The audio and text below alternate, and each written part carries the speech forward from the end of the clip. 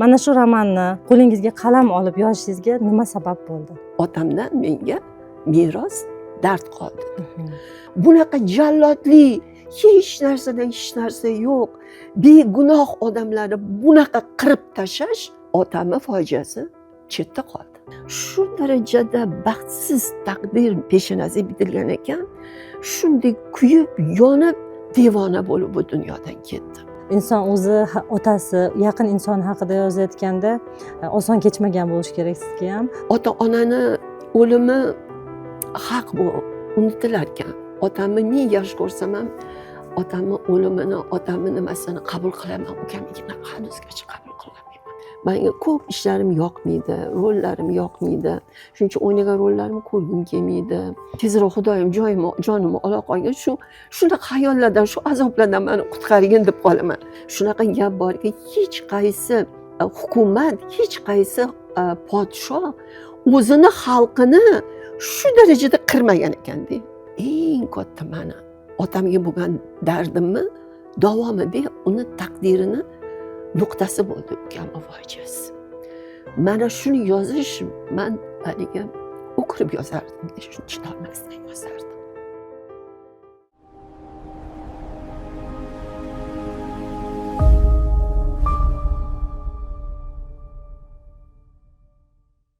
Assalomu alaykum, hurmatli tomoshabinlar. Bugun siz bilan Oydin kechalar nomli suhbatlar loyihasini ilk sonini efirga uzatmoqdamiz.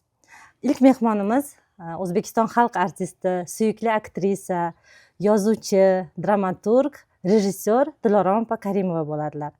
Dilorom opani biz ko'pchiligimiz ijro etgan sahnadagi va kinofilmlardagi rollari orqali bilamiz. Lekin bugungi suhbatimiz ularni yozuvchilik faoliyatlari haqida bo'ladi. Dilorom opa o'zlarini otalarini xotiralari asosida Po'rtana nomli kinoroman muallifi hisoblanadilar. Bu roman nafaqat bir insonni taqdiri, balkim davr, undan tashqari bir oilaning fojiaviy desak bo'ladi, fojiaviy bir hayot chizig'i va umuman xotiralariga bag'ishlanadi. Dilorom opa, podkastimizga xush kelibsiz. Rahmat. Mana shu romanni qo'lingizga qalam olib yozishingizga nima sabab bo'ldi? Otamni to'ng'ich qizi bo'lganman. Nimagadir o'zi farzandlarida qiziq nima bo'lar ekanda, holat bo'lar ekan. Bir xil onaga juda onani ko'proq bog'lanib, onani ko'proq tushunadigan, ona tarafda bo'ladigan. Ba'zilar otani tanlar ekan.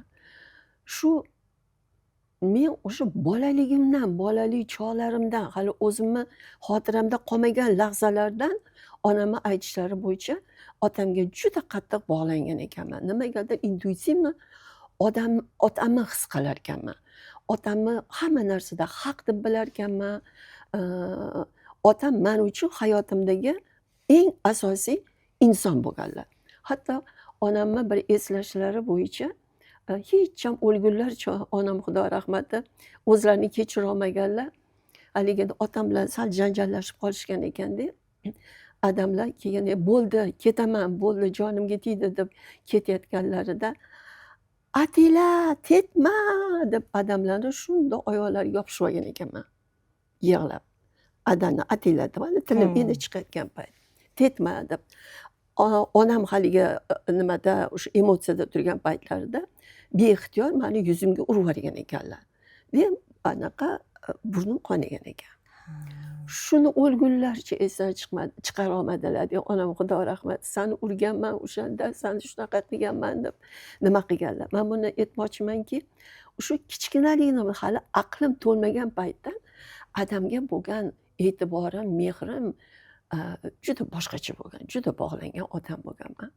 Ichlarida nima bo'layotganini his qilgan, dardlarini his qilardim. Ularga adolatsizlik qilinsa, adamlar tomonlarida bo'lib, nimaga shu adolatsiz tomondan azob chekayotganlarini bilardim. Ular tomonda bo'lardim. Mana shuning uchun mana bu kitobda ham shunaqa lavhalar bor, hali buvim bilan lavhalar bor. Haligi buvimlar savdogar bo'lganlar, hozirgi tilda aytganda haligi chinakam ishbilarmon ayol bo'lganlar o'sha davrdayoq haligi nima deydi, pul topish yo'llarini biladigan, shunaqa kuchli, haligi xarakterlari kuchli ayol bo'lgan. Agar o'qigan bo'lsangiz, shunda bir epizod bor. Haligi quloqlashtirish davrida buvimlarni, Iqbol buvimni butun haligi otalari, akalarini Ukrainaga quloq qilib surgun qilib yuborishadi. O'shanda buvimlar haligi ezilgan sharq ayoli timsoliga kirib, chunki ayni o'sha paytda ezilgan sharq ayoli deb haligi paranjilar Shiorlar. olish, shu shior orasida go'yoki sharq ayollarini ozodlikka chiqarish haligi nimasi ketayotgan paytida, haligi Kompaniyasi. kompaniyasi ketayotgan paytda paranjilarni yopinib, ezilgan ayol bo'lib, haligi Kalininga, Leninga borib uchrashadilar, Smolniyga boradilar, Moskvaga boradilar buvimlar. Borib shu ezilganlarni ko'rsatib, adolatsizliklar haqida gapirib, akalarima otalarini poyezdda Ukrainadan olib ketiradilar. Qo'yin. Olib keladilar nima qilib. O'lgunlaricha otalari duo qilib nima qilishgan ekan. Endi boy odamlar bo'lishgan. Ular ham endi sal boy bo'lsa ham bitta qo'y o'rniga ikkita qo'y bo'lsa ham surgun qilib yuborishgan. Ha. Ayniqsa dehqonlarni Ukraina yerlariga, chunki Ukraina sovuq bo'lgan, o'sha joylarga juda ko'p nima surgun qilingan ekan, Sibirdan tashqari bizada.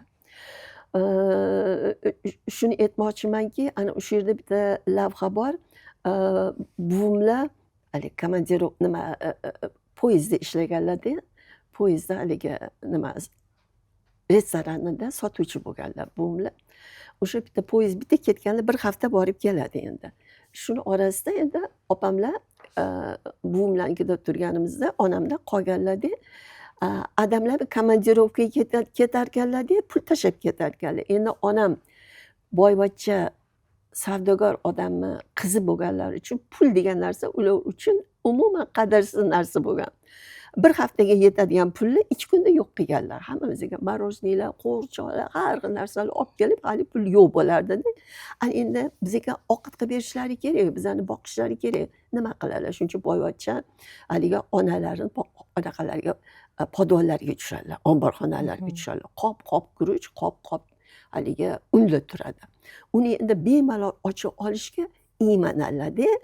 O'ylab topganlarni qarang, o'sha kirganman men birga onam bilan anaqa kosa ko'tarib. Haligi qopni tegini teshadilar. Nimaga tegini teshadilar? U chichqon u teshgan. Ha. Bilamasizlar. Ha. Tegidan teshib uni oladilar, guruch oladilar-da, keyin bizga ovqat qilib beradilar. Odamlar kelganlaridan keyin buvimlar ham kelganlarda odamlarni endi sud qilishga tushadilar. Xotiningizga pul tashlab ketmadingizmi, Abdumalik? Indamay turadilar. Opamlar hayajonlanib pul tashlab ketganlar, u pulni 2 kunda yo'q qilganlar. Indamay turadilar. Butun haligi omborxonamdagi haligi guruch unlarni nima bo'pti-yu, kamayib qolibdi, yarim qop qolibdi. Sala. Oyi, men olganim yo'q. O'zi omborxonangizda chichqonlar ko'payib ketgan ekan. Deydilar opamlar. Shundan ichida sodda odamlar indamay turadilar. Chichqon shunaqa yarim qop un bilan yarim qop guruchimni yeb ketibdi-da, deydilar. Undan keyin odamlarga hujum qilishga tushadilar. Abdumalik endi odamlar aytadilarki, nima Iqbol opa, men pullaringiz nimani beraman. Oyligimni oling, men pulini beraman. Buvimlar aytadilarki, menga hozir kerak u narsa deydilar. Men o'g'limni uylantirmoqchiman, kichkina tog'amni uylantirmoqchiman. Keyin qarab turadilar-da, odamlarni chiroyli sviterlari bo'lardi. Esimda bor shu sviter. Jigarrangli sviter bor edi. Men shuningizni bera qoling. Haligi o'g'limga beraman. Issiqqina kiyadi. Deyiladi. Odamlar jahl bilan haligi yechanladi, buvimlarga beradilar. Men haligi jemperni qo'lidan ushlab olib, adamni bermayman, haligi esimda bor haligi jemper cho'zilib ketyapti, qo'li cho'zilib ketyapti. Buvimlar kulib turibdilar, u yoqdan ushlab turibdilar, meni kuzatyaptilar. Ay bo'rivachcha deb kulib turibdilar. Odamlar chekkada bitta maykada turibdilar. Ozg'ingina nima qarab turib, menga, buvimlarga qarab, juda g'amgin qarab turishar, esimda. Bular mani xotiramda qolib ketganda. Bular xotiramda qolib, bu doim ko'z o'ngimga qalqib chiqardi.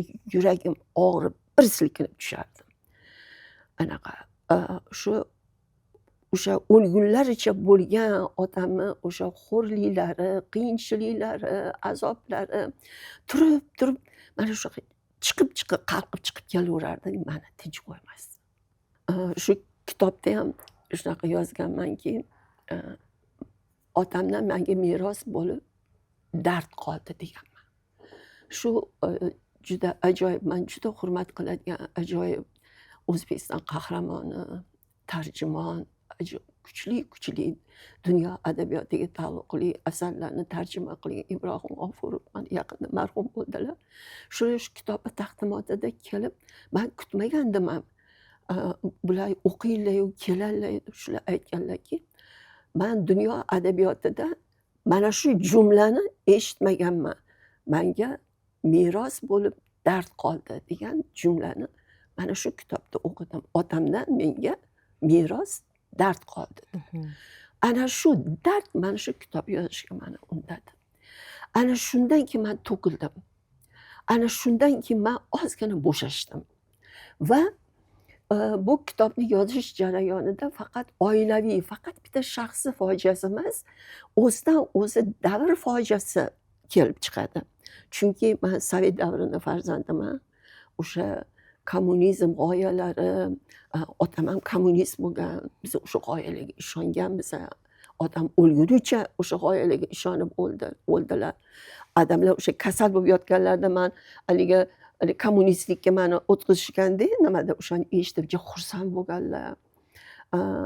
Mana shu, lekin bizani baxtimiz qayta qurish davrini ko'rdik va SSSRni o'sha sovet tuzumi, kommunizm degan narsalarni pardasini orqasida qanaqa qabohatlar, qanaqa yolg'onlar, qanchalik vahshiyliklar yotganini ko'rish muyassar bo'ldik shu narsaga. Mana shu qayta qurish davrlarida, nimalarda. Ana shundan keyin men buni faqat otam shaxs, просто meni otam sifatida emas, endi o'sha bobolarim, amakilarim, o'sha paytda endi ma'lum bo'lib hayoti yozib chiqilayotgan jadidlar, birinchi o'sha mustaqilligimiz uchun, birinchi o'sha millatimizni ravnaqi uchun o'zini tuzumini, o'zini davlatini, o'zini milliy davlatini tuzishga jon fido qilgan odamlar, bosmachilar, biz bosmachilar derdik, lekin ular butunlay boshqa odamlar, ular o'sha nima deydi, mustamlakachilikdan saqlab qolmoqchi bo'lgan yigitlarimiz. Mana shular haqida faktlar paydo bo'ldi, nima bo'lgandan keyin va xohlamay otamni hayoti, otamni fojiasi, otamni o'ldirilishi, hammasi shu tuzumdagi qabohatni tushunmasdan shu tuzumga xizmat qilgan otamni fojiasi bilan chambarchas bog'lanib ketgani uchun shunday bir 4 qismli faqat otam oilaviy, otalar, onalar haqida ko'p asarlar yoziladi. Otam undoq edi, otam bundoq edi, onam unaqa edi. Unaqa emas, davr fojiasi bilan haligi tizilgan meni o'zimni dardlarim, meni o'zimni haligi o'sha yashagan tuzumimga va avlodlarimga, xalqimga bo'lgan yuragimni achiganlari, yuragimni lovullaganlari ta'sirida mana shu kitob yuzaga keldi. Bu asar qancha vaqt davomida yozildi?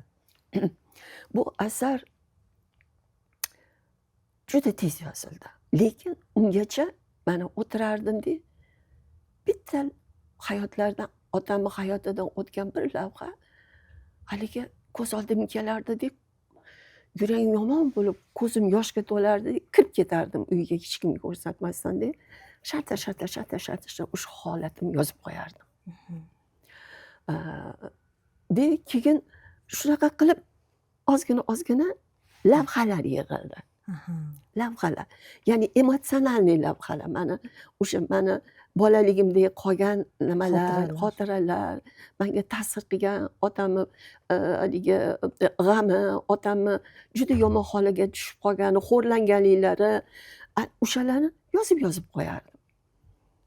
Keyin shunday bir vaqt keldiki, o'sha davr bilan birgalikda qayta qurish, o'zimni shaxsiy hayotimdagi teatrdan ketish voqealari,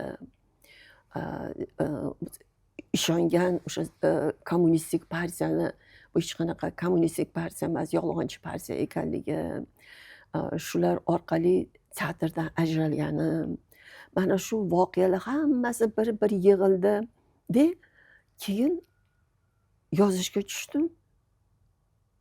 15-yilda yozib bo'ldim. Cho'rnovoy nimalarimni qarasam, 13-14-yillarda boshlaganman.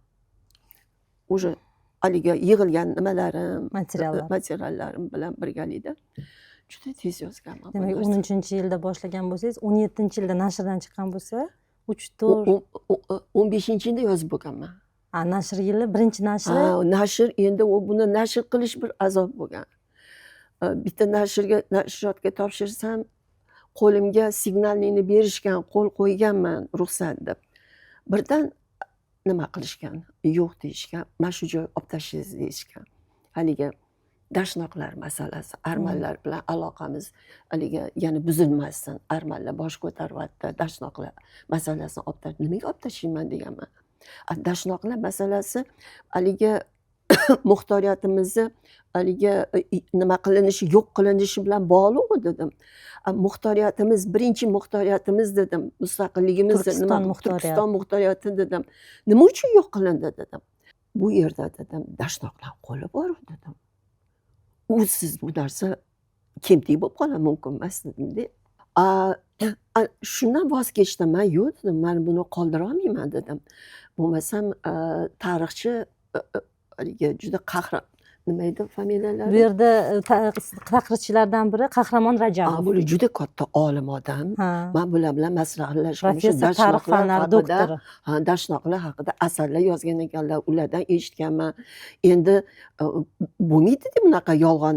Qanaqa qilib haligi nima, muxtoriyatimiz yo'q bo'ldi. Bitta Qizil armiya emas, ular buni ham yollagan. Qizil armiya birinchi bo'lib haligi Qo'qonga bostiraman deb kelganda, uni o'sha ma'lum bir qo'shinimiz ularni tirqiratib qochirib yuborgan, qochib ketgan u Qizil armiya soldatlari. Ular keyin dashnoqlarni ishga solgan.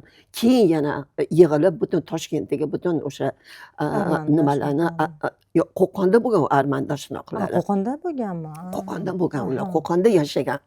Lekin u yoqda yana o'sha bolsheviklar hamma narsani uyushtirib, ularni ham ishga solib, chunki dashnoqlarning o'zini musulmonlardan bir alami bo'lgan.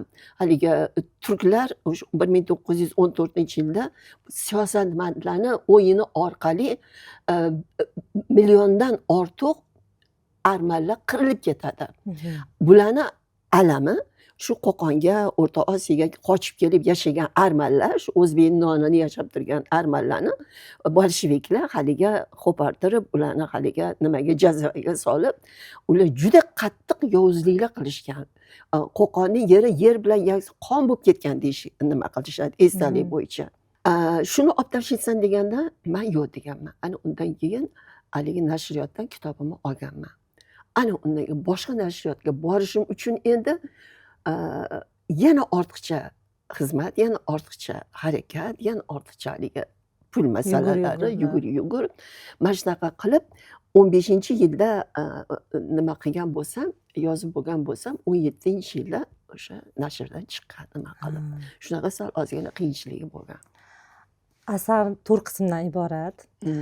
Buni juda ham his-tuyg'ularga berilmasdan o'qimaslik mumkin emas. U o'qish jarayonida juda ko'p bor ko'zimga yosh keldi. O'zimni ham endi tabiiyki inson o'zi otasi, yaqin inson haqida yozayotganda oson kechmagan bo'lishi kerak sizga ham. Va mana shu asarni yozishdagi sizga eng qiyin qismi qaysi bo'ldi?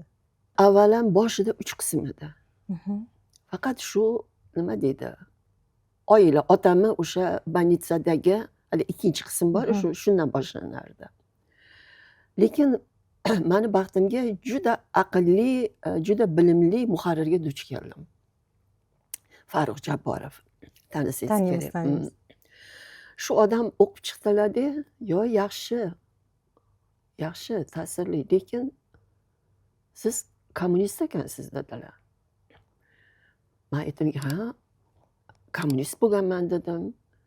Baribir dedim, o'sha kommunizm g'oyasini dedim, uni buzishdi dedim, lekin shu g'oyani baribir haligi qabul qilganman.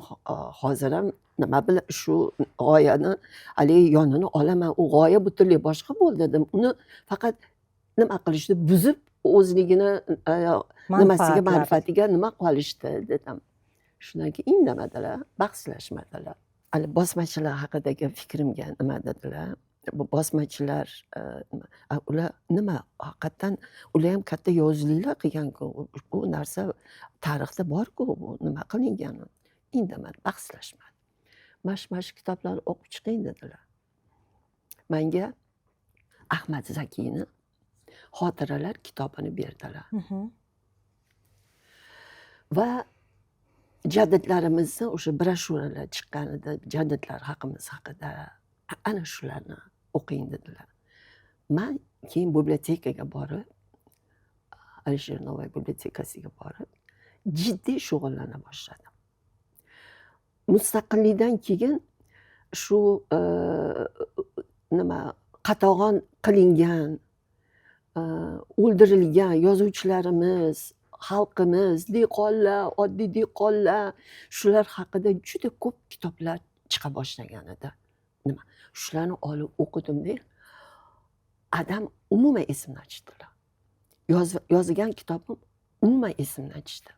Shu darajada berilib ketdimki, ey voh dedim. Oddiy dehqon, oddiy odamlar dedim. Bekordan bekor o'ldirilgan. Endi haligilarning rasmi berilyapti. Chollar. Boshidan endi sallasi to'pisi olib tashlanganda haligi nimaga dela deydi-ku, hali bilan ishiga tirkalish uchun rasm oldidan, yonidan qilib olingan rasmlar-da. Haligilar turibdi chollar. Tushunmaydi. Bezrayib hayron turishibdi. O'zimizdan oddiy dehqonlar, oddiy nimalar. Faqat bir qop o'rniga 2 qop bug'doy chiqqandir. 2 ta qo'yi o'rniga 3 ta qo'y chiqqandir. Mana shularni ham Ukraina, Sibirga surgun qilib jo'natishgan. U yo'lda o'lgan odamlar, haligi tiqilgan nimada poyezdagi fashistlarning qilgan ishini bular o'zi oldindan bizada bo'lgan ekan-da, mana bu kommunistlar qilgan ekan, bolsheviklar qilgan ekan. Vagonlarda tiqilib, haligi yoshmi, qarimi, bolami, xotinmi, chaqami tiqilib o'lganlarini vagonni tegi podval nimasini haligi polini ko'chirib olib o'sha yo'lda tashlab ketish. Chunki o'lgan odam nima qilishga tushadi-ku, chirishga tushadi-ku nimada. Shuning uchun uni yo'qotish kerak-ku. Unga hech kim nima qila olmaydi, shuning uchun o'sha nima qilib tashlab ketishga majbur bo'lishgan ekan. Shuna qilib, agar esingizda bo'lsa, shu kitobda haligi bolasi o'lgan ayol yo'lda yana o'zi ham o'ladi, o'sha mozorlari qator bo'lib nima qilgan. Mana shu narsalar o'sha xayolimga kela boshladi. O'sha ko'z oldimda yangi sahnalar vujudga kela boshladi. Va shu darajada qalbim bilan his qilishga tushdimki, o'sha davrdagi o'sha jaddadlarimiz, oddiy odamlarimiz, xalqimizni boshiga tushgan bunaqa baxtsizlik, bunaqa jallodlik, hech narsa yo'q. Begunoh odamlarni bunaqa qirib tashlash otamni fojiasi chetda qoldi. Mana shu meni nima qilyapti-da. Shundan keyin o'sha birinchi qism jaddadlar nimasini albatta men uni to'laligicha nima qilib yozishga hali imkonim ham yo'q edi, hali unga yetilmagandim. Как бы o'sha kinoromanni bir stili sifatida, fragment sifatida har bitta jaddadlar, o'sha paytdagi harakat, o'sha paytdagi yozuvchi shoirlar, o'sha jaddad yozuvchilar, shoirlar haqida bir informatsiya berib o'tdim. Ya'ni o'sha davrga bir nima deydi, davrni bir yuzaki bo'lsa ham surati, ruhini berishga harakat qildim-da. shu bilan 4 qism bo'lib qoldi bu. Ha. Shu bilan 4 qism bo'lib qoldi. Va o'sha buvamlar haqida ham bemalol kengroq yozishga mana shu qismda to'g'ri keldi. Haqiqatdan buvamlar haqida man juda odamlardan yaxshi gaplar eshitganman. O'sha dodamlarni o'sha boylarga qarshi kurashda birinchi bo'lib boylarga yopishgan, borib qamab qo'yishgan ekan. Dodamlarni zavodlarda ishlagan o'sha nimalar, ishchilar borib, bu kambag'alparvar boy.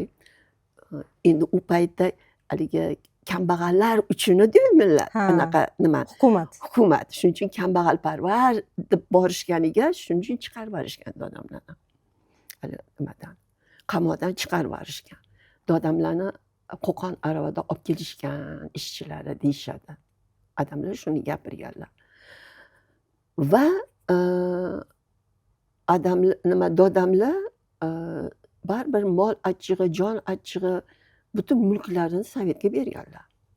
Shu Haqda bolalarni saqlab batafsil qolish uchun. yozgansiz. Ha. Endi bu yerda haligi o'zimni tasavvurim, o'zim badiiy to'qimalarim ham bor, lekin o'sha odamlarning gaplari va haqiqatdan ham tarixda bitta bolalarning orasida bitta boyvachcha bo'lib qolmaganda, qaytanga o'qimishli bo'lishgan, ko'pi oddiy ishchilar bo'lishgan, oddiy kasblar shug'ullanishgan. Chunki boygi o'g'li degan narsani olib tashlashgan butun o'sha amakilarim hammasi. O'zligini avtobiografiyalaridan o'chirishgan. Chunki boygi o'g'li degan narsa odamlar qoldirganlar, faqat Ibrohim Hoji Ibrohimov adolatli boygi o'g'li degan narsani bitta odamlar voz kechmaganlar. Ha. Shuning uchun ham umrlarini oxirigacha haligi agar o'qigan bo'lsangiz, esingizda bo'lsa, hali o'zlari osmoqchi bo'ladilar. Shu lavha ham shunda ko'z oldimda-da. Qanaqa qilib unutish mumkin-da shu narsani. Haligi ilgari paytda derazalarga mana bunaqa reshotka qo'yilardi. Hovli tomondan, ko'cha tomondan nima bo'lmasin deb. Shunaqa reshotkali uyda derazani oldiga onam xudo rahmati bizani qo'yganlar-da. Diloram adang seni yaxshi ko'radi, adangga et unaqa qilmasinlar deb opamga yalinyaptilar. Mundoq mana o'sha derazaga o'tkazdilar. Mundoq qarasam, odamlar mana bunaqa stol ustiga tuberetga qo'yib, tepaga haligi oq narsadan bunday qilib nima qilganlar-da, arqon qilganlar-da, o'shanga narsani bog'layaptilar. Hali belanchaklar nima qilinardi, ya'ni uylarda shunday bir ilmoq qilib qo'yardi. Bo'lardi. Belanchak qilib bolalar nima Eslaymiz biz qilishgan. ham O'sha kichkinaligimizda. ilmoqqa shunaqa bir oq narsani tashlayaptilar-da. Ranglari oqarib ketganda, opamlar yig'lab malayka, abdumalayka deb yalinayotibdilar, menga aytyaptilar. Adang seni yaxshi ko'radi, adangga unaqa qilmasinlar, adang unaqa qilmang deb menga gapiryaptilar. Men nima qilayotganlarini, nima qilmoqchi bo'lganlarini bilmayman. Lekin bundoq qarasam o'sha ranglar oqarib ketgan. Shunaqa g'amginlar bizga bundoq qarab qo'yadilar, hali arqonni nima qilib, oq nimani qilib, o'sha yerga nima qilyaptilar-da, birdan men ho'ngrab yig'lab yuborganman o'shanda. Deb yig'lab yuborganman. Nimaligini tushunmayman, lekin shu odamni holatidan nihoyatda g'amgin. Intuitivni Ha. sezgansiz.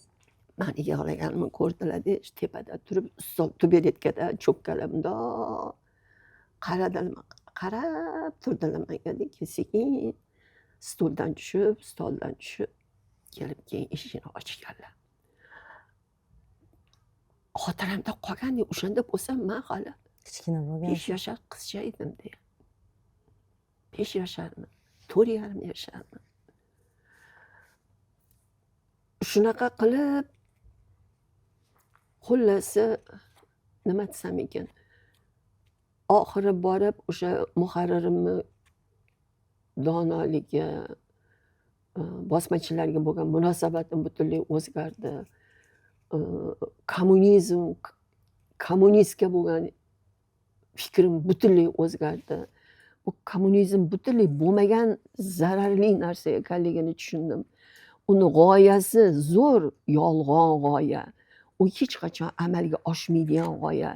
U yerda eng katta g'oya xususiy mulkni yo'q qilish, umumxalq mulki, umumxalq baxti degan narsa bu hammasi amalga oshmaydigan, erta ekanligini, bo'lmaydigan narsa ekanligini tushundim. Shu kitobni yozish jarayonida o'zim ham qaytadan o'sha davrga, o'sha siyosatga, o'sha otamni fojiasiga boshqa ko'z bilan qaray boshladim. Demak, aynan shu otangizni o'limini lavhalari ni yozish siz uchun og'ir bo'lgan. Ha, menga bu savolni berdingizda, qaysi nima Qaysi qismini qismi yozish? og'irroq bo'ldi degan. Ukam haqida yozganim. Haligacha ba'zan bunday ko'zim tushib, o'sha joyi o'qisam chidolmayman. Mani eng katta endi otam mayli oila qildi, bola chaqa ko'rdi, yaxshi kunlar, yomon kunlarni ko'rdi. Ukam bu dunyoga shunday bir haligi nima deydi, chiroyli qalbi, chiroyli umidlari, sho'xliklari, erkaliklari, qobiliyati, muzikaga bo'lgan muhabbati bilan bunday kirdi-yu, shu darajada baxtsiz taqdir miyasi anaqa peshonasiga bitilgan ekan, shunday kuyib, yonib, devona bo'lib bu dunyodan ketdi. Eng katta mani haligi otamga bo'lgan dardimni davomida uni taqdirini nuqtasi bo'ldi ukamni fojiasi. Mana shuni yozish, man haligi o'kirib yozardim, shuni chidolmasdan yozardim. Shuning uchun shu ukam masalasi, chunki ukamni o'zim katta qilganman, o'zim qaraganman, o'zim o'sha musiqa maktabiga o'zim majburlab olib bortirganman. Onam ishonmasdan, u yerda 5 kun o'qilardida, 2 kun uyga berilardi, uyga ketilardi. Onam endi shunaqa, judayam onam shunaqa rashkli, bolalarini hamma narsadan ayiydigan, hech kimga ishonmaydigan ona edilar, xudo rahmat onam. Lekin shu onamni ham ko'ndirganman-da, aniga adamlarni, ukamni o'sha musiqaga bo'lgan qobiliyatini sezganman-da. U spirgalarni olib chalib yurarmidi. Shunga dutor anaqa olib berishga adamni puli bo'lmasdi. Nima qilib. Shu yerda bitta nima bor, sahifa bor. Haligi opamlar endi boyga qizi bo'lganlari uchun haligi hayotdagi nima deydi, ikir-chikirlaridan bexabar edilar. Tikish, bichish, bu narsalarni nima qilish. Ukamda shim bo'lmagan, shim qolmagan. Deb nimadandir opamlar bichib bitta o'zlaricha shim qilib berganlar endi. U shim emas endi, tushib keturadi. Arqon bilan bog'lab qo'yishgan, tushib keturadi. Adamlar ishga ketayotganlarida ayni adamlarga tuhmat qilib, adamlarni ishdan bo'shatib, adamlarni qamamoqchi bo'lib yurishgan paytda, ishqida yurgan paytlarida ukamni esimda bor. Shunda chuldirab adamlarni orqalaridan, eshigidan chiqqanda, ada, menga chim olib keling, menga chim olib keling degan. Bu ham ko'rganman. Bu ham xotiramda. Adamlar shunda orqalarini shunda o'girganlar. Men endi ukam orqasidan chiqaman. Shunda orqalarini o'girganlardek ko'zlari liq to'la yosh bo'lib, mana shundoq qilib ketganlar. O'sha o'g'illarga chim olib kelishga pullari bo'lmagan o'sha paytda. Rubobni qo'yavering, spirgini chalib yuribdi. Og'zida muzika chaladi. Xullas, sal katta bo'lgandan keyin ruboblar, hamma narsalar bo'ldi. O'sha nimaga muzikani, Giler muzikani maktabida o'qidi. Pianino ham olib berdilar, chaldi, hammasi yaxshi bo'ldi. Endi 16 yoshida, 17 yoshda adamlardan ayrildi. Hech ham ishonmadi-da, hech ham. Buni keyin kasal orttirdi. Armiyaga adamlarni unutish uchun armiyaga ketgandan keyin o'tda kalta yedi. Boshiga urushgan edi bilan. Shunaqa ekan u. Sovet davrida haligi Dedovshina. Bunaqa bo'lgan. Uni ustiga haligi sevgan qizi Arabga tegib ketgan. Bular bo'lgan. Xullasi mozorlarga borib yotib qolar ekan. O'sha men o'sha erga teggan edim. Unda bu keyingi nimalarni uncha bexabar qolganman. O'sha adamlarning mozorlarga borib yig'lab o'sha yerda tunab qolar ekan. Shunaqa judayam qalbi haligi adamga bog'langan erkak bitta o'g'il edi endi 5 ta qizdan keyin o'g'il. Erkak adamlar bilan charchab kelsalar ham shaxmat o'ynashardi, futbol o'ynashardi. O'g'illaridan zavqlanardilar adamlar. Bular bir-birini juda qattiq mehr qo'yganda. Shunaqa qilib ukam shunaqa bir bedavo dardga kasal bo'lib, butun musiqasini ham tashladi. Konservatoriyani a'lo bitirgan edi. Mana shunaqa qilib o'shani hayoti men uchun juda og'ir. Haligi ota-onani o'limi haq bu. Unutilarkan. Otamni 1000 yosh ko'rsam ham otamni o'limini, otamni nimasini qabul qilaman. Ukamnigina hanuzgacha qabul qilolmayman. Juda og'ir, juda og'ir. Shuning uchun shu kitobni ham o'sha qismlarni juda og'ir holatda yozganman. O'zi shunaqa bir ma'lumot o'qigandim. Agar inson qaysidir masalan hayotini qaysidir etapida, pallasida stress shunaqa qiyin vaziyatga duch kelganda juda qattiq zarba olar ekan. Lekin bu narsani xotirlayotganda o'sha boshdan kechirayotgan paytdagidan ham ko'ra ko'proq stress olar ekanda. Ya'ni siz o'sha ukangizni o'limidagi stressdan ham ko'ra ko'proq stress olgansiz demak. Shunaqa to'g'ri gapirdingiz. Bu to'ppa-to'g'ri gap. Chunki keyinchalik yoshingiz katta bo'ladi, keyinchalik hayotni ko'rasiz. Keyinchalik o'shalarni muhabbati, o'shalarni borligi yetishmaydi. Keyinchalik o'ylaysiz, men shu o'z paytida qarolmadimmi, shunga qo'limdan kelmadimi, ko'proq uni gapini eshitolmadimmi, uni dardiga malham bo'lolmadim. Ham vijdon nima deydi, berolmagan mehringiz azobi qiynaydi. Xullas mana shu yillar yig'ilib o'sha dardni kamaytirib emas, ba'zi dardlarni kuchaytirib ham borar ekan. To'g'ri topdingiz. Bu endi tadqiqotlar natijasida kelingan xulosa. Mana hozir qarang. Shuni hozir menga shu tadqiqotingiz haqiqatan haqiqat ekanligini hozir angladim. Haqiqatan kamaymaydi-da shu narsa. Ko'paysa ko'payadiki, kamaymaydi. Qiziq. Shunaqa ekan. Dilorom opa, otangiz Abdumalik Ibrohimovni bitta so'z bilan qanaqa ta'riflagan bo'lardingiz? Bir so'z bilan. Endi bu kitob orqali siz bir farzand o'laroq e'tirof etgansiz. Buni bir necha sahifalarda, juda katta sahifalarda. Bir so'z bilan qanaqa ta'riflash mumkin? Aldangan.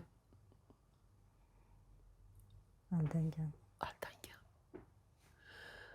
Ishongan o'sha tuzumdan, ishongan e'tiqoddan, ishongan qolaversa farzandlaridan, oilasidan, o'zi kutgan, o'zi bergan muhabbatiga javob ololmagan aldangan deb bilaman. Asarda siz dadangizni ideallashtirmaysiz. Bu endi shunaqa ataylab shunaqa yo'l tutganmisiz? Yo'q. Qaysi ma'noda ideallashtirmayman? Odamlar oxirgi yillarda ichadigan bo'lib qolganlar. Bularni ichishlariga shu darajada, chunki men bilardimki, oilani posboni, oilani tayanchi otam. Otam ichsa hamma narsa parokanda bo'lib ketadi. Shuning uchun bir necha marta hatto odamlarni yaxshi ko'rishlarini bilardim-da meni. Shuning uchun bir necha marta uydan chiqib ham ketganman. Ada ichmayin deb o'rtoqlarnikidan nima qilib yurganman. Lekin odamlarni ichganlarini tushunaman. Hozir tushunaman. Boshqa davo yo'q ekanda, shu ichganda ozgina bir daqiqa, bir necha soniya unutilar ekan. Bir necha soniya o'zingni hayollaring, o'zingni qandaydir bir sarxushliging bilan o'tar ekan o'sha soniya. O'sha soniya uchun ichar ekanlar. O'sha yo'qchilikdan, o'sha haligi o'ylagan narsalarini bo'lmagandan, ishongan narsalarni hammasini haligi parokanda bo'lganligidan oxirigacha tushunmaganlar bular. Nima uchun men bu hukumatga, bu siyosatga sadoqat bilan xizmat qilyapman? O'g'rilikni fosh qilyapman. Bitta hukumatni, davlatni bir tiniga ko'z oylantirganim yo'q. Kambag'al yashasam ham shundan bitta narsani, chunki haligi felyetonchi bo'lib ishlayotgan paytlarida mana bunday shunday kitob pullarni gazetaga o'ralgan pullarni olib kelishardi. O'zim ko'rganman. Shuni chiqarmang, shu materialni fosh qilmang degan Qilmang. ma'noda. Bu ham kirgan bu Ha, yerda. kirgan Ko'p yozgansiz bu Man haqda. o'zim ko'rganman o'sha narsani. Mana shunchani opamlar endi opamlar mana bunaqa o'tiribdilar hayajonlanib. Shu pulni olib qo'ya qolsalar, shu pul bilan bir narsalar bo'lsa endi opamlar onadi endi. Ha. Uyimiz haligi yashashimiz judayam haligi nima o'rtoq hol. De odamlar bizani chaqirganlar-da. Mana shuncha pul keldi. Nima qiling qizlarim deganlar. Hozir buni gapirsam hech kim ishonmaydi. Bunaqa narsa yo'q hozir. Lekin bu bo'lgan voqea. Yo'q, bo'lgan. Bo'lgan voqea. Otam bizani shunaqa qilib tarbiyalagan, haqiqatan ham. Nima qiling qizim, shuni pulni olsa mana qarang qancha pul olib kelib berdi. Mana buni chiqarmayman.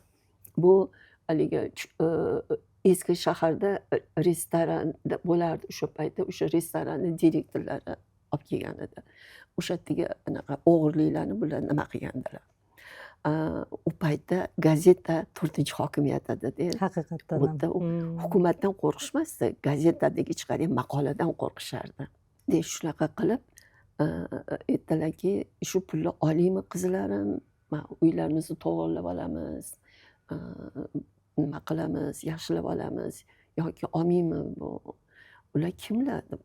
Ular endi shu o'g'ri nima qilishgan endi, o'g'irlik qilib shu pulni nima qilishgan. Tavba qildim.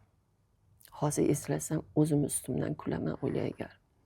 Ada, olmang. Bizga kerak emas bunaqa pullar. Biz kambag'al emas, biza boy biza deganman de. Vijdonli. O'zimni ustimdan kulaman hozir o'ylaygar. Hozir ham shunaqa javob bergan bo'lardingiz Loran opa, baribir. Endi kambag'al yashavi biza kambag'al emas, biza boy biza deyman.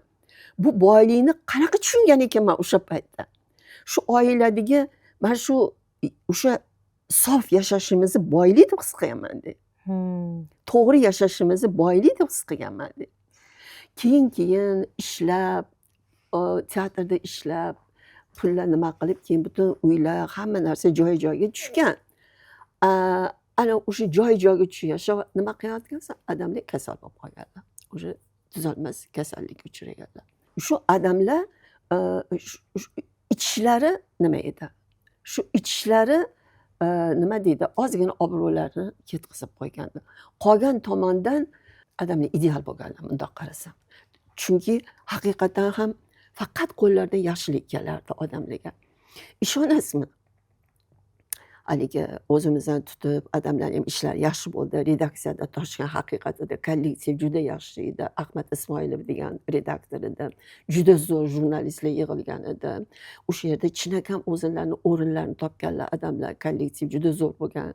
O'sha paytda odamlar uylarni yangilab haligi nima qila boshladilar, haligi nima deydi? Ta'mirlashga tushdilar. Qum, bu narsalar, uskunalar kelardi.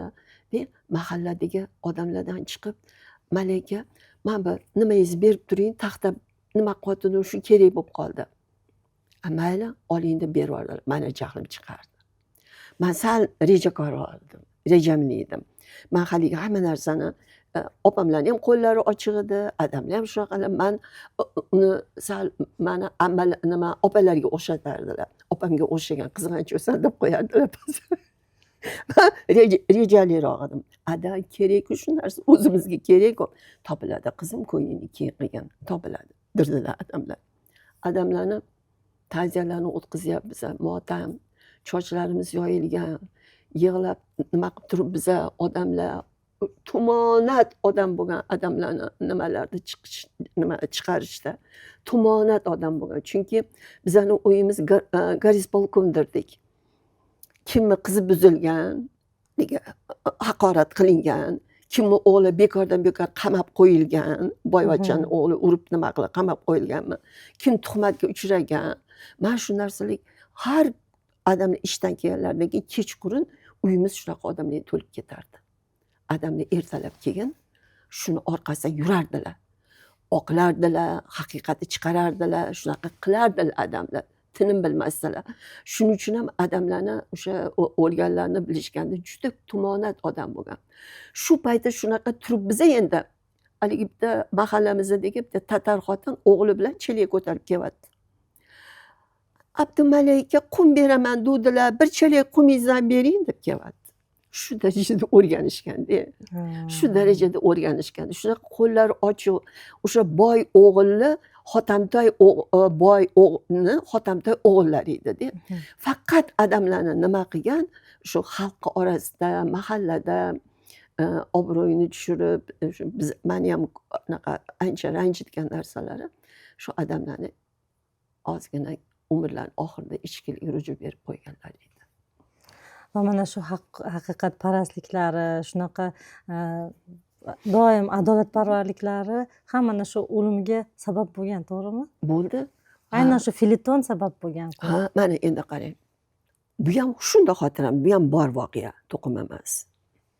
Men ishga ketyapman deb, bular nimada uyidan chiqishdagi bir ayvonda odamlar bilan gaplashib o'tiribdilar. Odamlar komandirovkadan keluvdilar. Bir kun oldin "Mazam" dedilar. O'z qulog'im ham eshitganman. "Mazam" dedilar.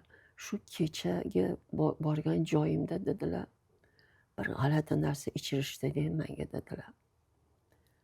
Konyak ichirishdi. Sho'timdan shundoq sirg'alib, yumalab o'tdi-da, sho'timda qotib qoldi-ya dedilar. Mana shu turibdi, shu tosh bo'lib turibdi shu yerda dedilar. Bo'ldi, saldan keyin onkologiya oshqozonlarni nima qilishga tushgan. O'sha borgan joylarda bularga o'sha burchimlarda bo'lgan ekan bu voqea. Bu endi aniq qattiq bular inson to'qima nimaroq, chunki eshitib qolganlarim. Aniq so'rab nima qilmaganman deyman. Unda o'ylamaganman, men bir kitob yozarman, bir narsa qilarman deb. Shuning uchun avlodimiz haqida, amakilarimiz haqida ham faqat ammalarimdan eshitib qolganlarim, odamlardan chala-chulpa eshitib qolganlarim, mana shularda nimalar. Bo'lmasa juda katta oila, juda katta voqealar bo'lgan nimalar. Shuning uchun ayni burchimlar degan nima eshitganman. Shu sanatoriya bir dam olish joyiga ularga o'sha yerdagi o'g'irliklarni nima qilish va nimani, chunki dam olish uylari juda pulbop joylar bo'lganda ilgaridan.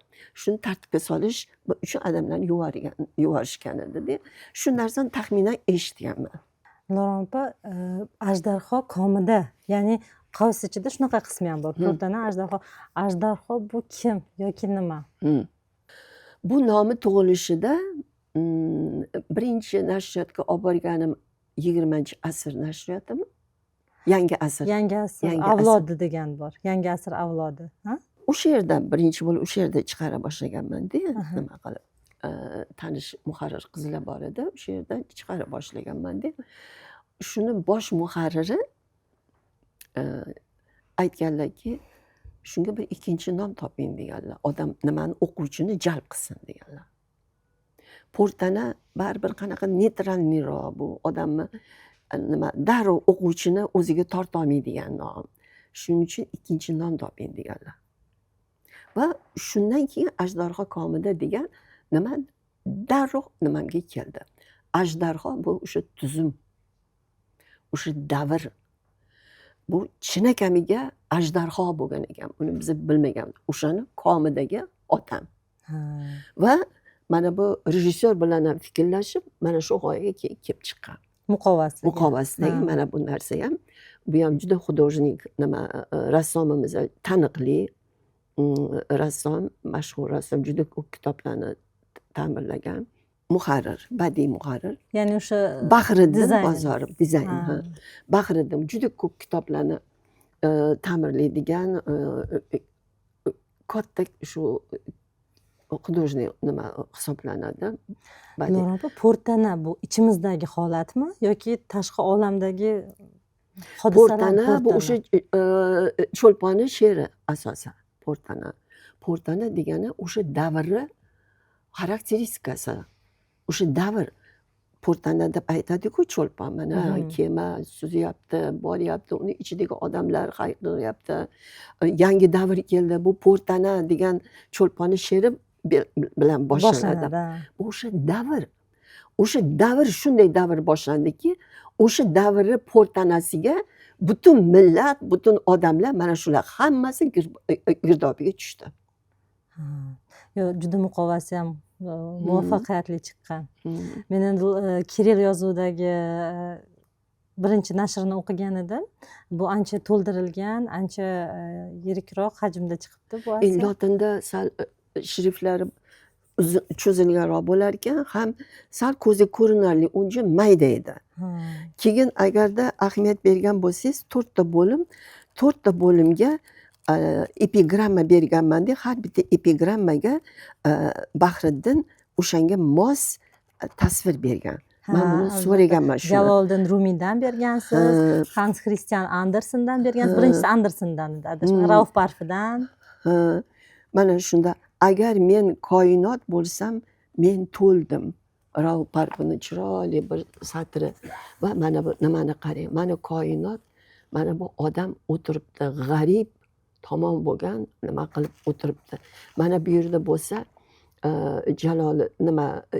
Rumiyni gapida qumni bir zarrasiman deganda mana bu cheksiz qum, sahro va unda ketayotgan mana bu odam nima deyilgan Ammo ekan? bepoyon cho'lning dardini ortmoqlab bormoqda. Qarang, bu insonda bu hammasi bunday qarasangiz, shu bo'linmalar, rassomlar, muharrirlarim bilan qandaydir fikrimizni tushunib, menga yordam berib, mana shunday men o'zi roziman-da shu qilingan ishdan. Men o'zi juda o'zimga tanqidiy munosabatda bo'ladigan odamman. Menga ko'p ishlarim yoqmaydi, rollarim yoqmaydi. Shuning uchun o'ynagan rollarimni ko'rgim kelmaydi. Lekin shunda men bilmadimmi, bir ilohiyot bir menga yordam berganini bilaman. Qanday yo'limni nima deydi? Bo'lmasa men yozib o'rgangan odam, men yozuvchi emasman. To'g'ri, nimada ishlab yurganimda, televideniyada ishlab yurganimda ssenariylar yozishga tushdim. Xohlagan narsalarimni romanlardan yoki povestlardan menga shu yoqib qolsa, o'shani ssenariy qilishga tushdimda. Ssenariyni sirlarini sekin-sekin o'rgana boshladim. Nima qilib bu narsalarni yozishga tushdim. Lekin bu mening birinchi nimam yozganim. Shu bir xil narsalardachi o'qib turib, to'g'ri, shuni men yozganmikinman deyman. Men o'zimni yozuvchi maqomida hech hali ham nima qila olmayman. Lekin shu yerda kim biladi? Shu otamning ruhi menga nima qildimi? Ilhom berdigan. Ilhom emas, menga madadkor bo'ldi. Menga shu nima deydi? Shu bitilayotganda meni qiynamadi. O'zidan o'zi keldi o'sha so'zlar. O'sha so'zlar keldi. O'zidan o'zi quyilib keldi. U so'zlarni men qidirganim yo'q. O'zi yog'ilib keldi. Keyin haligi otamni yashamagan umrini, yasholmagan umrini men yashatganim uchun endi biza tushunmaymiz bu dunyoni, to'g'rimi? U dunyoga borganda bilamiz nima gap, bu dunyoning sirlari nimaligini u yoqda bilamiz. Inson hech qachon aqli yetmaydi bu dunyo. Qanday tuzilgan, kim tuzgan, nima bo'lgan. Unday qarasangiz hayvonot dunyosini qarang. Hayvonot dunyosida yurak, jigar, o'pka xuddi odamlarning shakli, odamlarning o'sha organlaridagi shakliga o'xshaydi. Qanaqa qilib hayvonot dunyosi bilan insoniyat ajralib qoldi? Nimada bularga o'xshash bor, nimasi bilan? Bu dunyo shu darajada sirliki, buni hech anglab yetib bo'lmaydi bu narsani. Shuning uchun o'zimchalik o'yladimki, balki shu otamni yasholmagan umrini men yashattirganim uchun ozgina unga hayot berganim uchun uvol ketgan umrda otamga. Haligi savolingizga mana shu savol bilan javob ham beraman. Aldangan emas, uvol ketgan umr. Otamni bilgan odamlar juda talantli, juda kuchli odam deb bilishardi. Uvol ketdi, hech narsasini nima qila olmadi. Shuni uvol ketgan umr men cho'zganim uchun balki otamni ruhi menga madad bo'lgandir deb o'ylayman o'zimchalik. Menimcha ham bir qiz farzand sifatida munosib otangizga munosib, buvangizga munosib avlod, nabira bo'ldingiz, ota-onangizga munosib farzand bo'ldingiz deb hisoblayman, Dilorom opa.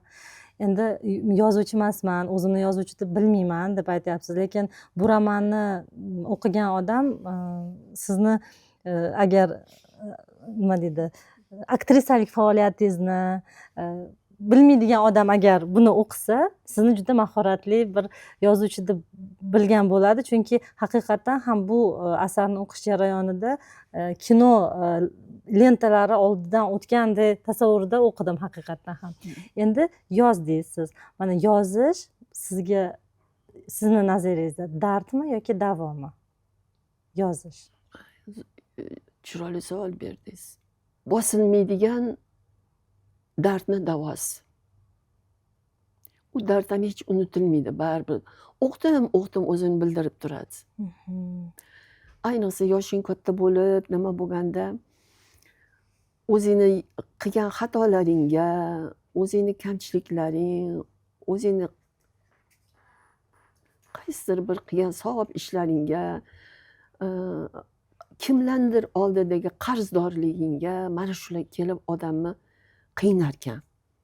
Yaxshi ishingni eslasang rozi bo'larkansan. Ko'proq afsus bo'larkan. Ko'proq o'zingni haligi ayblarkansan. Nimaga shuni shunaqa qildim? Nimaga shu ustozimni menga shunchalik yaxshilik qilganida nimaga shundan xabar olmadim? Shuni bir og'ir kunlarda yonida turmadim. Mana shunaqa narsalar ham bo'larkan-da. Ya'ni siz buni yaxshi bilishingiz kerak. Bahovuddin Naqshbandiyning so'zlarimi boshdan oyog'imgacha gunohkorman shunaqa degan shundoq odam. Bunda o'ylasam boshimdan oyog'imgacha gunohkor ekanman, gunohda ekanman degan. Bu nimaga kelib chiqadi? Shunday odam, shunday odam nima degan? Ya'ni inson bilib bilmasam qandaydir bir ayblar, bir narsalarga yo'l qo'yib qo'yar ekan. Yoshlik, g'o'rlik, bilmaslik va bu yoshing katta bo'lgan sari bu narsalar jamlanib bir tomondan yoshing katta bo'lib senga Xudo tomonidan berilgan bir mukofot, yoshing umringni yashayapsan. Lekin bir tomondan haligi o'zing qiynash ham berilar ekan.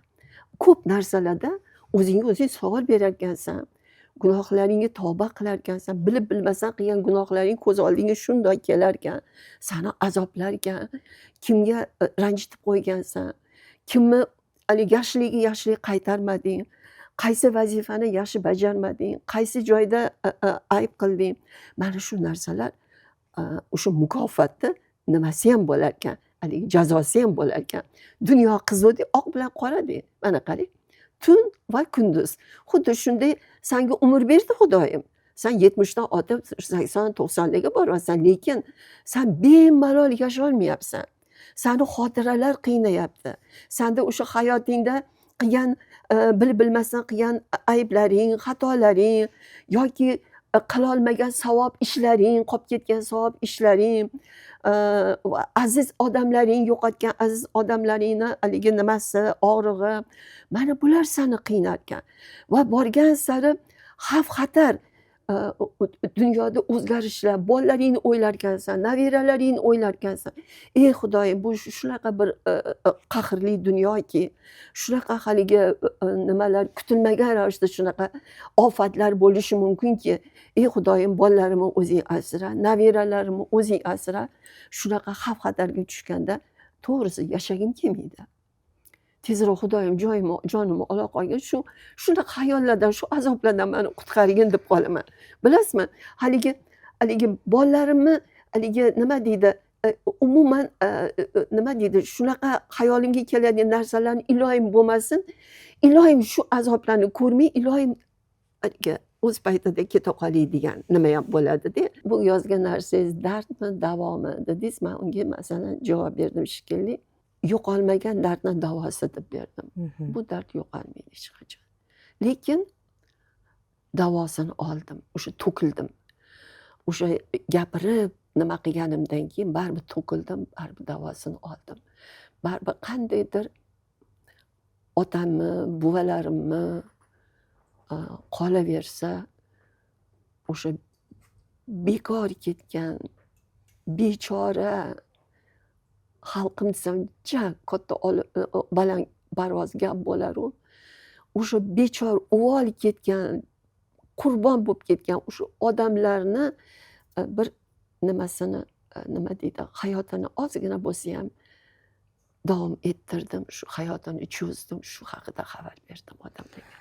Dilorom opa, masalan, bu romanni o'qigan kitobxon o'quvchi sifatida men hech qo'rqmasdan ayta olaman. Masalan, biz darsliklarda yoki ilmiy hujjatlarda tarixiy faktlarni o'qiganimizda biz mana aytamiz, falon yili shunday voqea sodir bo'ldi, shuncha odam qurbon bo'ldi, shundoq bo'ldi, bundoq bo'ldi, falon yili muxtoriyat tuzildi, falon kundan keyin bu muxtoriyat yakunlandi. Yoki masalan o'sha jadidchilik faoliyatini vakillarini hayoti haqida o'qiganimizda ham shunday ishlarni amalga oshirgan, shunday bo'lgan. Ya'ni bu bir ma'lumotlarni jamlanmasi. Lekin mana shu ma'lumotlarni badiiy asarga mahorat bilan sola bilgansiz. Men bu asarni barcha O'zbekiston bir uzoq bo'lmagan tarixi haqida juda qimmatli asar deb bilaman va barcha yoshlarimizga, yoshi katta bo'lgan kitobxonlarga ham o'qishni juda ham tavsiya qilgan bo'lardim. Ayniqsa tarixga qiziqadiganlar uchun juda ham ko'p ma'lumot olish mumkin. Chunki mana ilmiy maqola, mana asar, qaysi ko'proq ta'sir qiladi?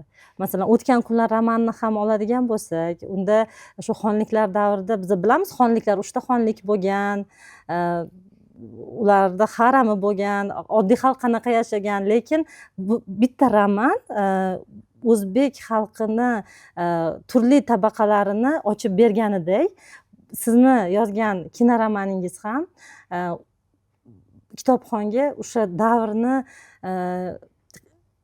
oilalar kesimida, shu insonlar hayoti kesimida qanday ta'sir ko'rsatganini juda batafsil ochib bera olgansiz. Bu yerda turfa taqdirlar bor. Masalan, hozir endi har birini aytib o'tishga albatta vaqtimiz kamlik qiladi. Mamatqul obrazi ajoyib-a? Juda ham to'qima bu, lekin bu bor narsa. Qaysi borki, bu mana qarang. Yaqinda shunaqa bir ibora o'qib qoldim. Eng kambag'al, eng bilimsiz, eng qoloq mamlakatda kommunizm g'alaba qildi deydi. Qarang. Kommunizm g'alaba qildi deydi.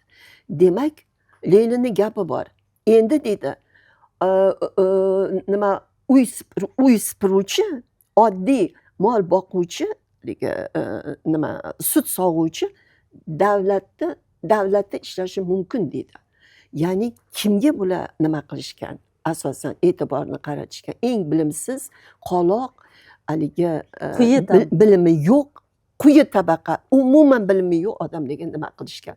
Sani hukumating shu deyishgan, saniki shu deyishgan. Tushunyapsizmi? Boshqaruvni bilmaydigan odamlarga boshqaruv berib qo'ydi. Bilmaydi. Faqatgina buyruq bajaradi. Shuni qilgin deydi, shuni qiladi. Fikr qilib ularda nima yo'q? Shuncha ular yozuvchilarni ham yo'q qilgan, aqlli odamlarni ham yo'q qilgan, ko'ryapsizmi qanaqa siyosat bo'lgan. Mamatqul ana shunaqa odam. Shularni jamlanmasa? Jamlanmasi shu. O'zi qulida, shu boyni qo'lida ishlab yurgan, undan yaxshilik ko'rib yurgan odam edi.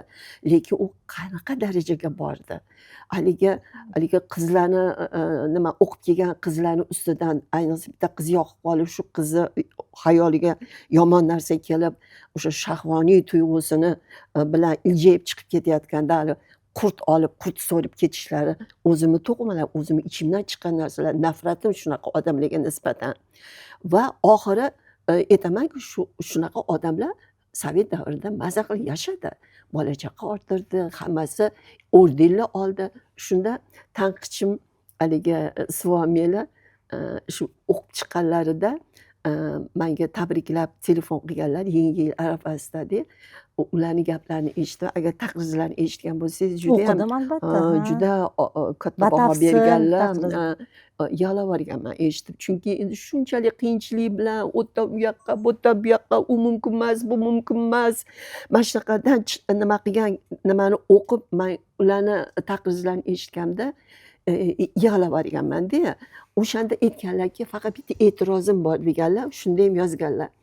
Mamatqulni deganlar, siz oxirigacha yaxshi yashab, baxtli yashab, shuni jazosini bermadingiz deganlar. Hayotda shu deganman men. Hayotda Hayotiy. Ular aytganlarki, badiiyatda, adabiyotda baribir qonun bor. Yomonlik haligi jazosini olishi kerak. Mana shu qonuniyatni bajarmadingiz deganlar. Tanqidchi sifatida shunaqa deganlar. To'g'ri gaplar, lekin men baribir qoldirganman. Chunki bunaqa odamlarni juda ham ko'pini bilaman, tarixda ham hammamiz bilamiz. Bunaqa odamlar juda hayoti yaxshi o'tadi. Bola chaqasi ham hammasi me'yorida o'tadi. Vijdonli odamlardan ko'ra bular o'zini yo'lini juda yaxshi topib olishadi. Dilorom opa, mana shu romanni o'qish jarayonida siz juda katta jadidchilik faoliyatini yirik vakillari bo'lgan Ahmadjon Ibrohim o'g'li va Abdumajid Ibrohim o'g'li, ya'ni sizni amakilaringiz haqida ham bu yerda qisqacha ma'lumotlar bor. Shu bular endi shu Germaniyaga ketib, tahsil olib, Germaniyaga ketgan talabalar ichida bo'lgan. Bular bilan aloqalaringiz saqlanib qolganmi? Bu endi juda muammoli masala. Masalan, Ahmadjon amakimiz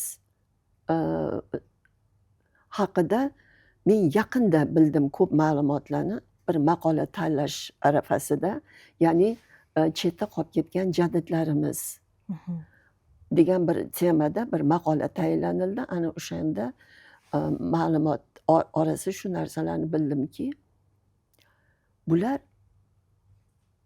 o'sha ko'mak tashkiloti paytida Fayzullayev boshlagan ish, bu narsa Toshkentda ham o'sha ko'mak tizimida, ko'mak tashkilot tizimida qishloqlardan, boshqa joylar, chet joylardan kelgan bolalarni haligi jo'natishar ekan, bunga bosh qosh bo'lgan ekanlar. O'shanda ishlagan ekanlar Ahmadjon amakimiz.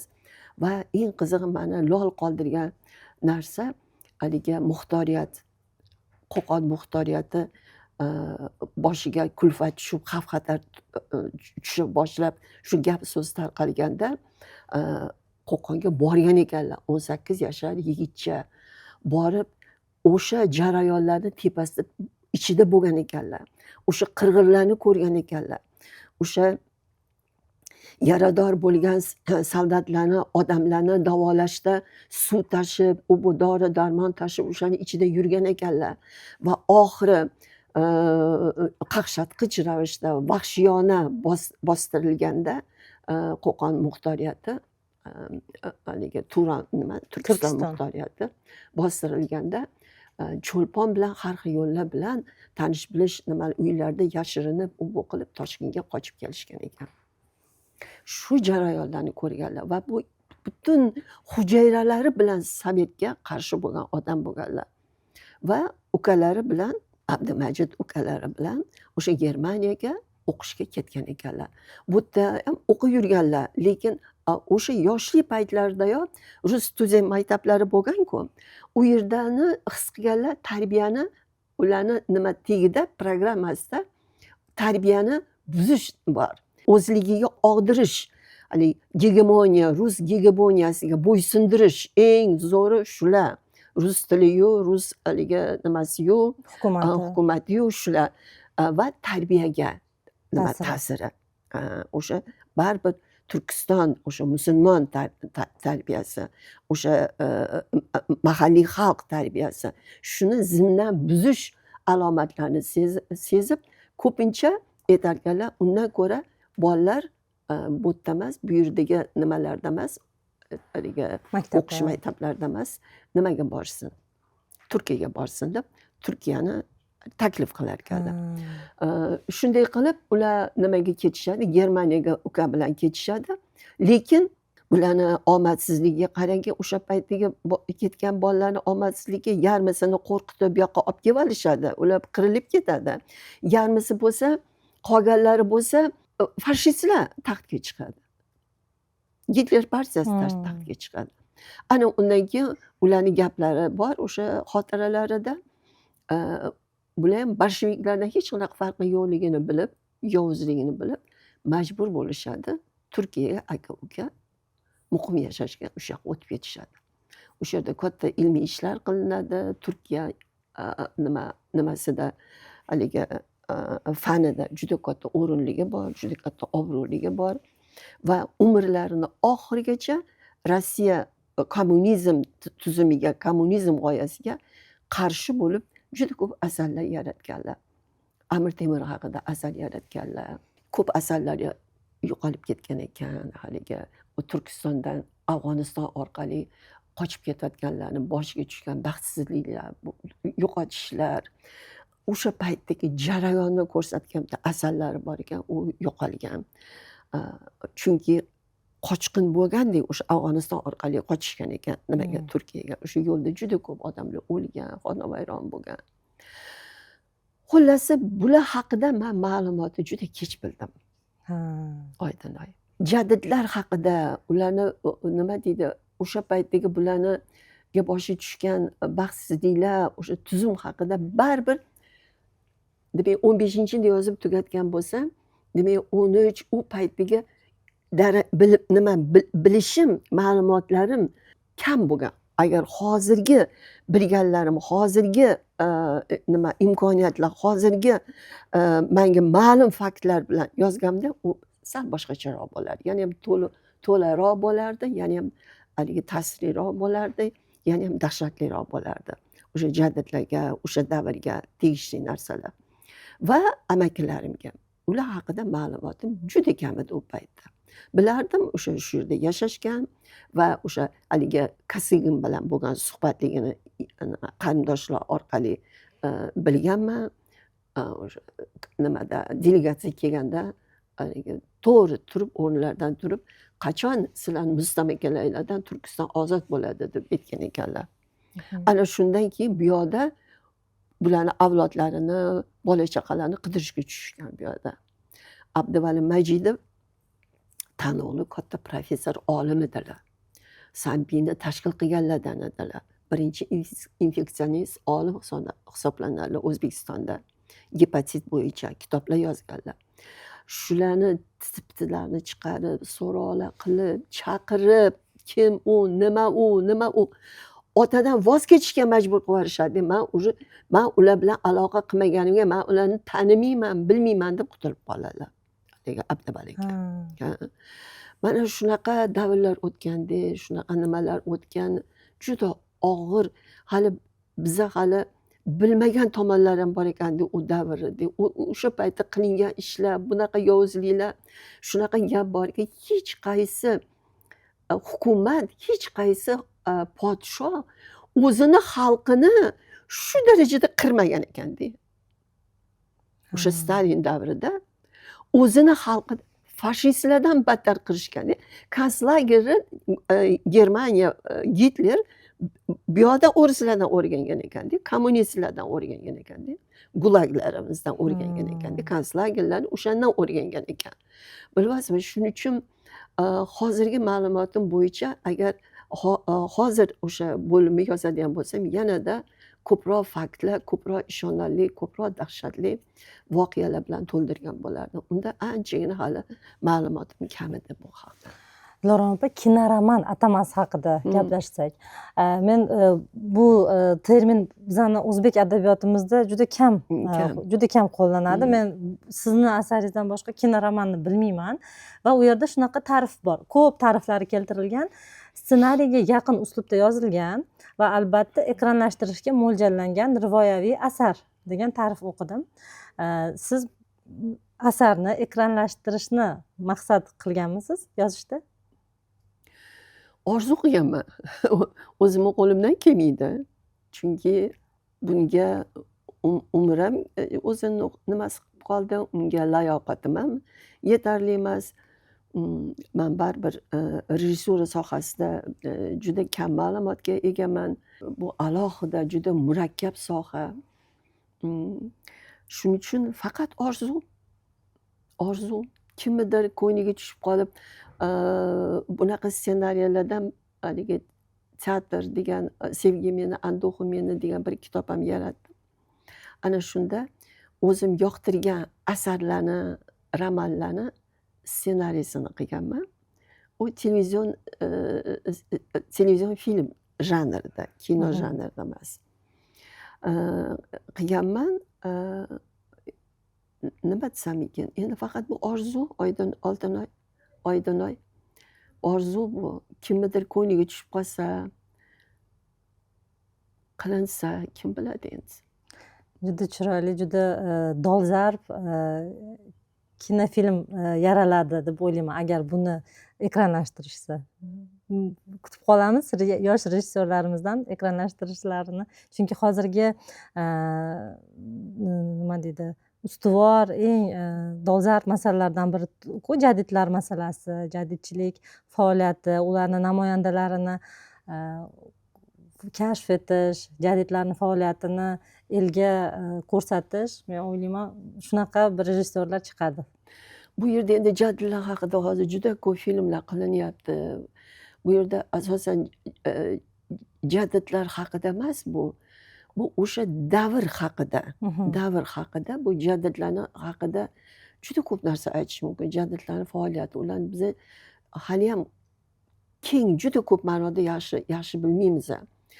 Ularni ham o'ziga yarasha kamchiliklari bo'lgan, bir kishi bo'lmagan, qandaydir nimalar bor. Ularni falokatida juda ko'p qarama-qarshiliklar bo'lgan. Chunki davr shunaqa bo'lganda, buzg'unchilik ham bo'lgan, dovdirab ham qolishgan, kimga ishonishni bilmay qolishgan. Mana Qodiriyni gapini, oxirgi o'sha qamalgandagi gapini, uni Sovetga qarshi nima qilganda, dushman sifatida ayblashganda, uni o'zini gapirgan gaplari bor. Men kommunizmga ishondim. Men Leninning so'zlariga ishondim. Men kommunizmni qabul qildim. Chunki g'oyasi kuchli-ku, unda zo'r. Azaldan ertaklarda xalqni orzu qilib kelgan orzusi zulm bo'lmasin, erkinlik bo'lsin, xalq baxtiyor bo'lsin. Men shuni qabul qildim. Men kommunizmga ishondim. Leninning gaplariga ishondim degan. Lekin bu ishonch sekin-sekin yo'qolib borishi, Cho'lponning she'rlarini qarang. Cho'lponning she'rlarini o'qisangiz, boshida qanaqa qabul qilgani, tantana, xursandchilik, haligi namoyishlarni ko'rib, undagi haligi ilhomlarni jo'shishi, keyin borib osmonda qora qarg'alar, tunni qoraligi, haligi umidlarni so'nishi, oxiri shu o'limini ham his qilishi, mana shunaqa she'rlar, bular jadidlar haqida film oldinda turib ularni fojiasini ko'rsatadi. Hozir ko'rsatilyapti jadidlarni, ularni qilgan ishi, lekin ularni chinakam fojiasi yo'q hali. Ularni chinakam fojiasi ko'rinmagan. Mana masalan Abdurashidxonov, Minovat qori. Mana tushunarsiz shu odamni nimasi. Menga birinchi professorlarimizdan universitetda tashkil qilgan, uni juda katta hurmati bo'lgan, olim, tashkilotchi, Turkiston muxtoriyatini hali g'oyaviy ustunlaridan. Shu odamni taqdirida bir g'alati voqealar. Buni ishdan bo'shatishadi. Kasal xotinni boqish uchun bor gaplar bular o'qilgan, bu faktlar. Butun ishdan bo'shatilib pul bo'lmagani uchun to'qib paypo sotadilar. Keyin uni haligi chaqiradi tashkilot. Siz shu haqida kitob yozing deydi. Jadidchilik harakati haqida kitob yozing deydi. Buni batafsil yozing deydi. Yozadilar. O'shada qatnashgan hamma odamlarning ism familiyasi bilan. Bir kunda hammasi qamaladi. hammasini kitobda sidirib olib orqali chiqadi. hamma narsani bilib olib, Bu yerda ularni shu darajada ishonganlarimi, nima sabab bo'lgan shu familiyalargacha nima qilib berish? Yoki ming bora uzr, tavba deb gapiraman, chunki man bilmayman, faqatgina hayron qolaman shu faktga. Shu jadidchilik harakatida qatnashgan hamma shaxslarni ism familiyasi shartmidi jadidchilik harakatini yozish uchun. Lekin o'zimcha bir nima qilaman, shunaqa nimayam bor, haligi tarixga qoldirish uchun shu odamlarni ismini, shunday odamlar bor edi, shunday harakat bor edi, shunday ishlar qilingan. Bizni harakatimizda faqat yaxshi maqsadlar, ilm, ma'rifat yo'li, hech qanaqa buzg'unchilik emas. Shu jadid harakatda shuncha odamlar bir kunda 80 ta odam qamaladi. Ism familiyasi bilan. Nimaga? Sabab nima? Shuncha jadidlar hali voqeasida, jadidlar hayotida bu harakatda hali ochilmagan, hali bizga noma'lum juda katta fojialar turibdi. Juda katta hali fojialar. ochilmagan Ochilmagan. qancha sirlar bor. Qancha sirlar bor. Ularni aldanganimi, ishonganimi, ular orasida haligi nima deydi, bo'ladi-yu haligi josuslar nimani aylantiradigan, yo'ldan ozdiradigan, unaqa qilish, bunaqa qilish degan tarqoqlik, yig'ilmaganlik, bitta nima. Bosmachilarda ham xuddi shu narsa bo'ldi-da. Bosmachilar harakatida bitta bir g'oyaviy nima odam bo'lmadi-da. Ular faqatgina haligi o'ris, haligi din nimalarini haligi o'zi musulmon din emas, boshqa dindagi odamlarga qarshi va ularni orasida juda ko'p haligi boylarni hukmronligini o'shalar bo'lsin, kambag'allar nimalar bu haligi nima deydi haligi mana tabaqadagi gadoylar nima qiladi bular taxtga chiqadi degan bunaqalar ham bo'ldi-da bosmachilarning orasida. Ular mustaqillik uchun kurashdi. Lekin g'oyasi bitta g'oya ostida millatni asrash, o'zingni o'sha Turkistoningni, o'zingni davlatingni g'ayri nima dinlardan, g'ayri haligi tuzumli odamlaridan, haligi bosqinchilikdan asrab qolish degan narsa bo'lgani tarqoq bo'ldi hammasi hamma joyda. Ularning orasida ham bo'ldi, tan olish kerak. Xalqi boshiga ular ham nima qildi, borib narsalarni tortib olib, kim qizillarga o'tgan bo'lsa, qizillarga xizmat qilayotgan bo'lsa, ularni o'ldirib, xalqi ham mana bunday joniga tegib ketdi ular. Ular ham shunaqa qildi oxiri. Xalq ham keyin ular emas, undan ko'ra qizillar yaxshi ekan deb nima qilib qoldi. Ular ham haddan oshib ketdi. Ya'ni juda ko'p mana shunaqa fojiaviy kelishmovchilik, mana shunaqa to'polon, mana shunaqa nimalarning orasida sovetlar yutdi. Qizillar yutdi. Birgalik bo'lmagani uchun, bularni boshida turgan aqlli bosh bo'lmagani uchun ular yutdi. Dilorom opa, juda ham maroqli suhbat bo'ldi deb hisoblayman. Umuman 1 soat, 1,5 soatlik suhbat asnosida butun kitobni mohiyatini ochib berish imkonsiz albatta. Barcha qiziquvchilarga kitobni o'qishni tavsiya qilaman va bugun biz bilan birga studiyada aktrisa Dilorom opa Karimova bo'ldilar. Lekin biz bugun Dilorom opa bilan qalbga yaqin xotiralar va qalbini shu tub-tubidagi fikrlar haqida suhbatlashdik va ijodlari haqida suhbatlashdik va kelasi suhbatlarda, oydin kechalarda yana sizni kutib qolamiz. E'tiboringiz uchun, shu munosabatingiz uchun, men uchun bu juda qadrli kitob. Nimasi bilan otam bu yer qahramoni bo'lgani uchun, shu e'tiboringiz uchun, shu bugungi suhbat, shu kitobga bergan vaqtingiz uchun sizdan minnatdorman. Rahmat. Keyingi ishlaringizga muvaffaqiyat tilayman. Sizga ham rahmat. Kelganingiz uchun rahmat Dilorom opa. Rahmat.